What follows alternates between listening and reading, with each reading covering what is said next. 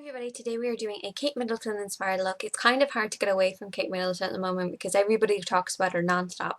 So with the wedding coming up, I thought I would do a kind of tutorial on her makeup that she might wear to her wedding, because I did hear that she is going to be doing her own makeup. I don't know how true that is, but apparently so. So I thought I would do a sort of inspired look that she could possibly wear to her own wedding. We will see what it turns out like. But this is sort of inspired by bridal, but mostly by her usual typical look, which is quite defined eyes. She does like to define them. She doesn't wear too much eyeshadow, but it's kind of defined. She likes everything else to be quite neutral. So I really hope you enjoy this and just keep watching.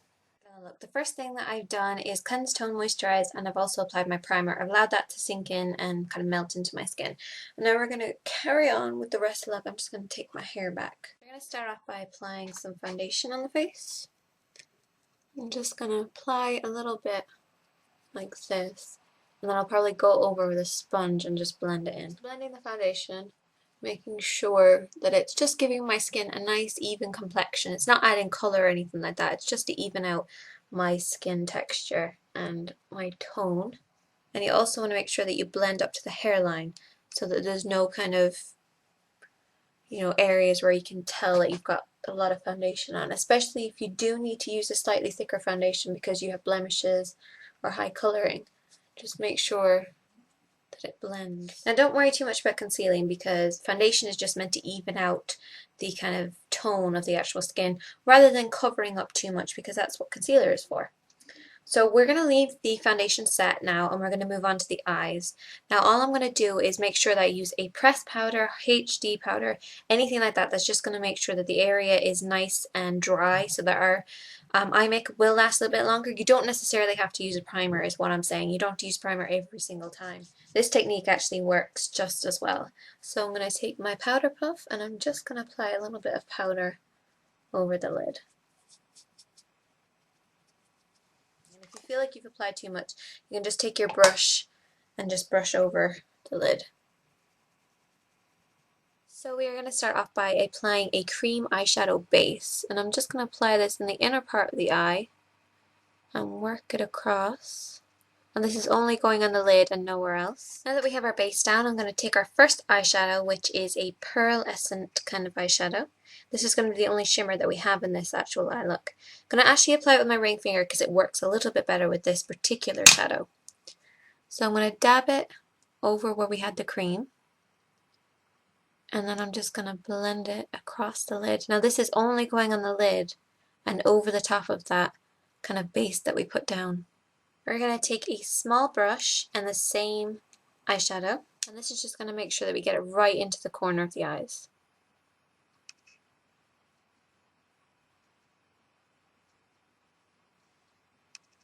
Now we're going to move on to our mid-tone shade.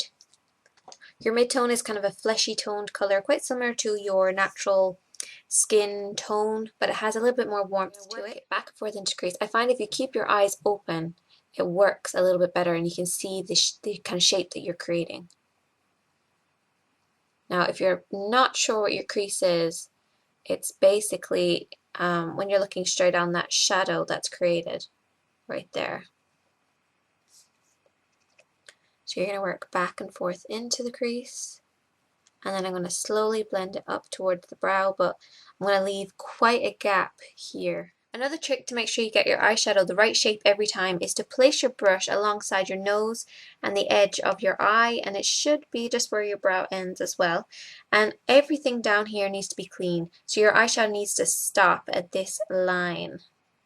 So if it goes below that, it's going to drag the eye down a little bit more, so keep it above that. We're also going to blend our mid-tone on the outer part of the eye.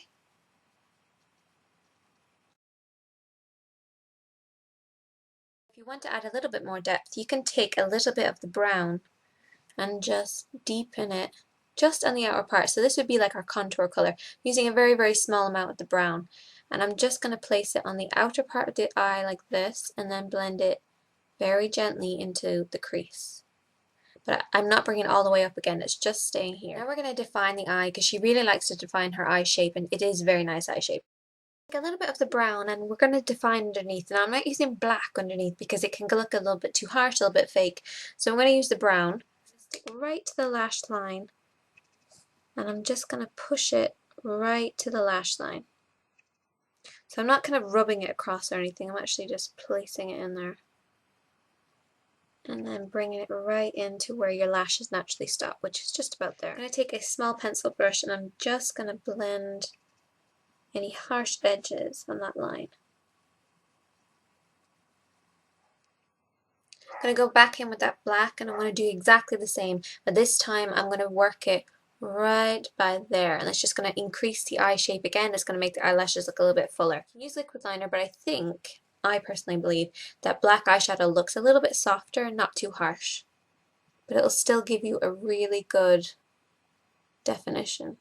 So I'm doing exactly the same thing, placing it right at the lashes and just pushing the color in.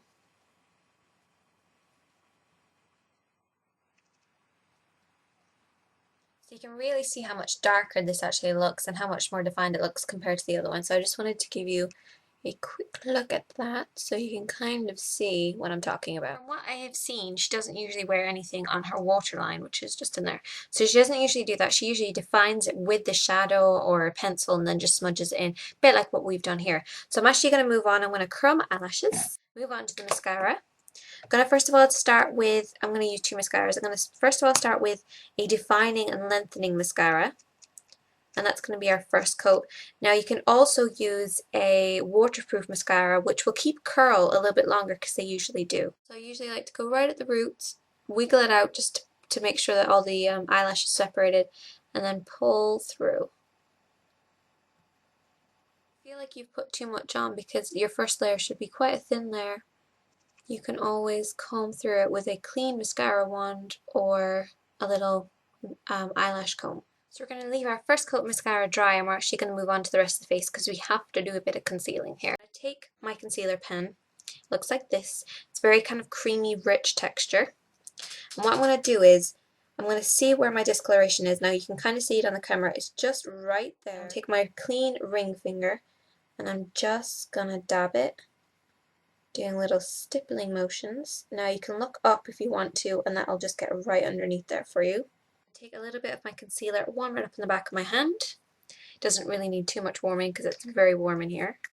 So you want to take a little bit of the concealer, and if you have like a blemish, like here I have a blemish, what you want to do is dab it, hold it for a second, do a little bit of a wiggle, and pull away, right? That's just going to make sure that the concealer is stuck to the actual blemish.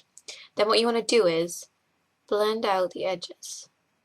Now you can use a concealer brush if you want to, but this is just a really fast way of doing it. We're going to make sure that our foundation and our concealer is set, and then we're going to move on to adding another layer of mascara. So the first thing I want to do is I'm going to take a little bit HD powder onto my brush.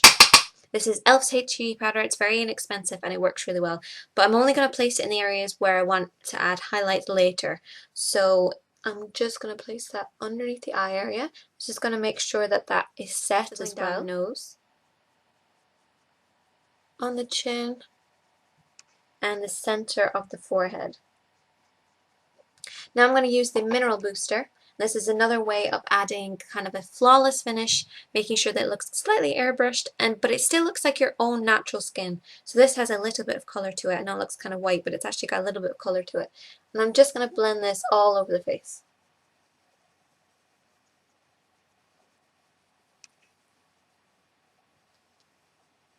We're going to add a second layer of mascara. I'm going to be using the volumizing one this time. Now this is actually going right at the roots. So what you want to do is you want to get underneath the wiggle and pull through. And this is just going to add a lot of volume.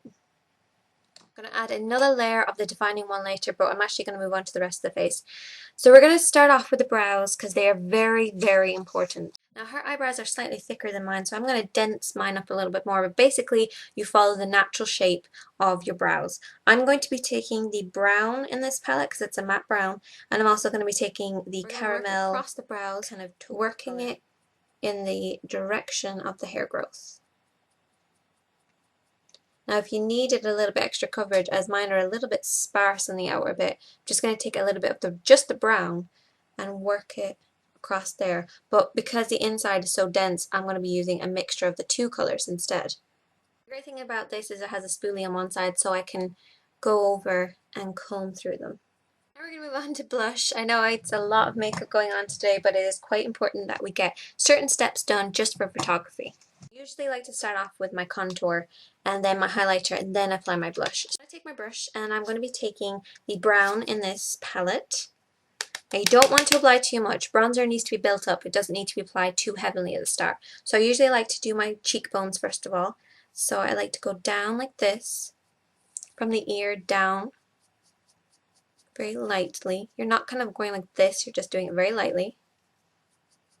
And then I like to blend it while I smile, so it kind of gets onto the apples.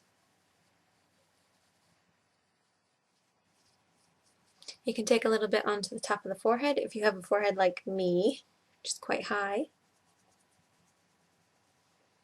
But just remember, anytime you apply bronzer, it needs to be blended out, because if there's any harsh lines or any indication that it's bronzer, it's just going to look fake. Now I'm going to move on to the highlighter. I'm going to use the same brush because it's pretty much clean now that I've blended everything away. And this time it's going to go, I usually like to tilt my head forward, I know that's weird, but I like to put it just at the top of the cheekbones like this.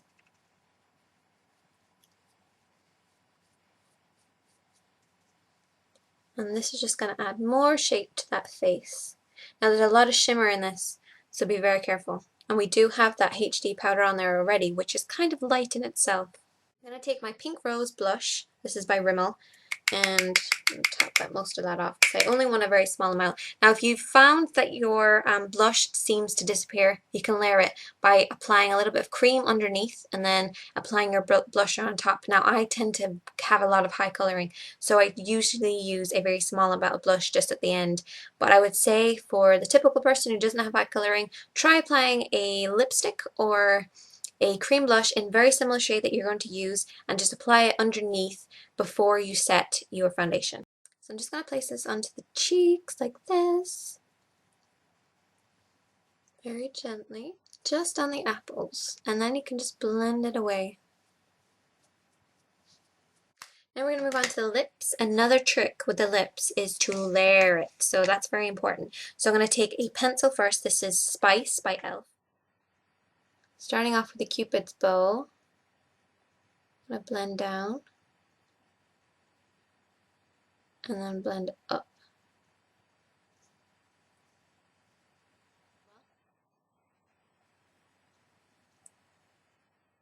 And you can fill in the outer part of the lips, and this is just going to make sure that our lipstick lasts. Now we're going to move on to our lipstick. There's a few different lipsticks that you could choose from. I have a few here that I'm going to show you. So I have my Rimmel one, which is fantastic. This is in Nude Delight, which is a very nude kind of color. I like this for photography, but it's totally up to yourself. If you want to add a little bit more life to your face, I would tend to go for peachy pink shades. This looks a little bit pink on the camera, but I promise you it's not that pink. It's more on the peach side, and it's quite nude. So I might go with this one, I think. And I'm just going to apply it straight on like this. I'm going to use my favorite gloss ever, and this is Colour Sensation Cream Gloss by Maybelline, and this is in color, what is it? Nude Pearl. This is a fantastic color for brides because it's on the peachy pink side and it photographs quite well as well. So I like that. And here's our finished look. I know it did take a little bit of time, but I'd say for any special occasion, go for a little bit extra, spend a little bit more time, and you will notice in the photographs that you have spent a little bit more time on applying your makeup. So I really hope you enjoyed this. The list of everything and anything that I've used is going to be in the box below, and if you have any questions you can let me know as always. You can let me know here or you can let me know in Formspring, and I really hope you enjoyed this Kate Middleton inspired look. I will talk to you guys soon. I'm Shani Katie and thank you for watching.